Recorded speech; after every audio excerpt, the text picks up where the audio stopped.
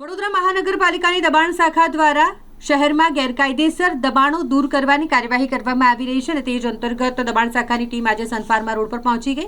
Sun Pharma road પરથી ટ્રાફિકને અડચણરૂપ ગેરકાયદેસર દબાણો દૂર કરવામાં આવ્યા, જે અંતર્ગત સનફાર્મા રોડ પરથી ગેરકાયદેસર ઊભી કરવામાં આવેલી લગભગ 8 થી 10 જેટલી લારીઓ પણ કબજે કરવામાં આવી છે। લારી ગલ્લાઓ કબજે કરવામાં આવ્યા। રસ્તા પર ગેરકાયદેસર દબાણો કારણે ટ્રાફિકની સમસ્યા ઊભી થતી હતી તેમજ માર્ગ અવરજવરમાં પણ અવરોધ ઊભો થતો હોય તેની ફરિયાદને લઈને મહાનગરપાલિકા દ્વારા આ કાર્યવાહી કરવામાં આવી છે।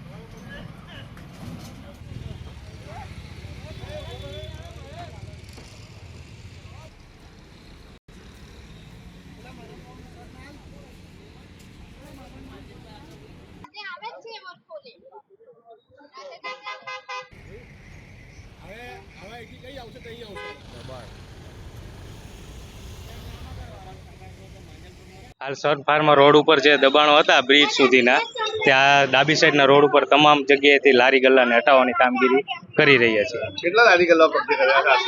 આશરે 12-15 જેવી લારી ને એવું બધું નાનો મોટો સામાન બધું દૂર કરવામાં આવેલું છે। શું નામ તમારું? મારું કુલદીપ।